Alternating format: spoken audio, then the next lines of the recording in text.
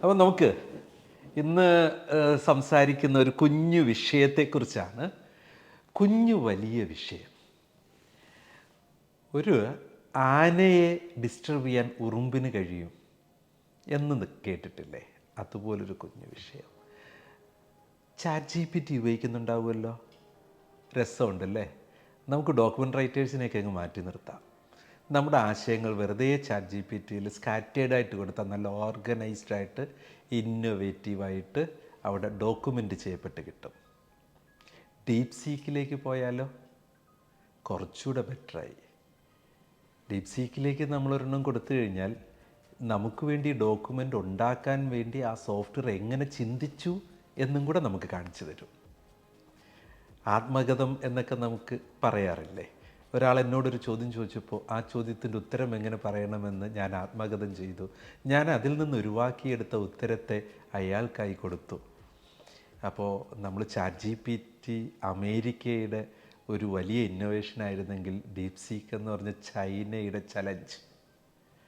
ChatGPT നിങ്ങൾ വലിയ പണം കൊടുത്ത് വാങ്ങി ഉപയോഗിക്കുമ്പോൾ സൗജന്യമായി തരുന്ന ഡീപ് സീക്കിൻ്റെ വെർഷനിൽ പോലും ഏറ്റവും ആക്യുറസി കീപ്പ് ചെയ്യുന്ന ഡോക്യുമെൻറ്റേഷൻസും ആൻസേഴ്സും എത്തി. അങ്ങനെ രസമുണ്ടല്ലേ? അമേരിക്കയിൽ നിന്നൊരു സൊല്യൂഷൻ, ചൈനയിൽ നിന്ന് വേറൊരു സൊല്യൂഷൻ. നമുക്കിതെല്ലാം ഉപയോഗിക്കാം. എവിടെയാ നമ്മൾ ഉണ്ടാക്കിയ സൊല്യൂഷൻ? എവിടെയാ നമ്മുടെ ബ്രെയിൻ? ഒന്ന് ഓർക്കണേ, ഇതൊക്കെ ഉപയോഗിക്കാൻ വേണ്ടി മാത്രമല്ല നമ്മൾ ചിന്തിക്കേണ്ടത്. നമുക്കെന്തുകൊണ്ട് ഏറ്റവും കൂടുതൽ ഹെൽത്ത് കെയർ ഡേറ്റ ഇവാലുവേഷൻ നടത്തി ആക്യുറേറ്റ് റിസൾട്ട് പ്രൊഡ്യൂസ് ചെയ്യാൻ കഴിയുന്ന ഇന്ത്യ പോലെ രാജ്യത്തിരുന്നിട്ട് ഇതിനേക്കാളൊക്കെ മനോഹരമായി അറ്റ്ലീസ്റ്റ് ഹെൽത്ത് കെയർ സൊല്യൂഷൻസ് നമുക്ക് എല്ലാവർക്കും വേണ്ടുന്ന, ആരോഗ്യത്തെക്കുറിച്ച് ചിന്തിക്കാതെ ഒരു ദിവസം പോലും നമ്മൾ ജീവിതത്തിൽ കടന്നു പോകുന്നില്ല എന്ന് പറയേണ്ടി വരും. അതുകൊണ്ടല്ലേ നമ്മുടെ പ്രശസ്തമായ ഒരു ആശുപത്രി കഴിഞ്ഞ ദിവസങ്ങളിൽ പത്രത്തിൽ ഒരു പരസ്യം ചെയ്തത് ഞങ്ങളുടെ 3 മാസത്തെ അറ്റാദായം 173 കോടി എന്നാണ്.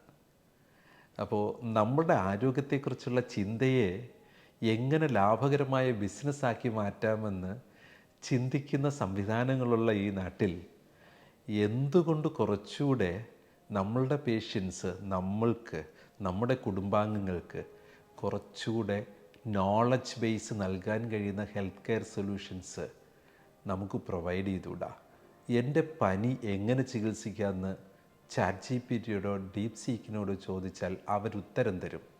പക്ഷേ അത് ഒരു അമേരിക്ക ഡെവലപ്പ് ചെയ്ത അവരുടെ സ്റ്റാൻഡേർഡുകൾക്ക് ഇമ്പോർട്ടൻസ് കൊടുത്ത, അല്ലെങ്കിൽ നമുക്ക് ഡീപ് സീക്ക് R1ലേക്ക് വരുമ്പോൾ അവിടെ ചൈനയുടെ കൾച്ചറിൽ ഡെവലപ്പ് ചെയ്യപ്പെട്ട സൊല്യൂഷൻസ് കണ്ണുടച്ച് നമ്മൾ എടുക്കുക ചെയ്യുന്ന, അതല്ലേ മാർഗമുള്ളല്ലേ? നമുക്കൊന്ന് ശ്രമിച്ചൂടെ? ഗ്രേപ്സ് കൂടെയുണ്ട്.